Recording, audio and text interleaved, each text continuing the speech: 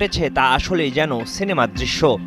ছেলেকে পিটিয়ে হত্যা করে থানায় এসে আত্মসমর্পণ করলেন বাবা মা। ২৯ জুলাই দুপুরে বরিশালের বাকেরগঞ্জ পৌরসভার ভরপাশা এলাকায় এ ঘটনা ঘটেছে জানায় পুলিশ।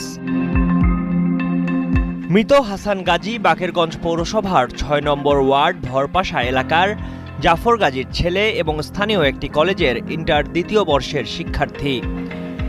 নিহতের স্বজনরা জানান, ২ কন্যা ও ১ ছেলের অভিভাবক জাফর ও নাজমা দম্পতি। ২ কন্যার বিয়ে হয়েছে, একমাত্র ছেলেকে নিয়েই থাকতেন তারা। ছেলে হাসান ছিলেন মাদকাসক্ত। নেশার টাকার জন্য বাবা মাকে প্রায়ই মারধর করত সে। ২৯ জুলাই দুপুরে ৫,০০০ টাকার জন্য ঘরে ভাঙচুর করে বাবাকে মারধর শুরু করে। এ সময় তাকে রক্ষা করতে স্ত্রী নাজমা এগিয়ে গেলে তাকেও মারধর শুরু করে। তখন একটি পাইপ দিয়ে হাসানের মাথা ও ঘাড়ে পেটানো হলে ঘটনাস্থলেই হাসান মারা যায়। পরে স্বামী স্ত্রী দুজন থানায় উপস্থিত হন।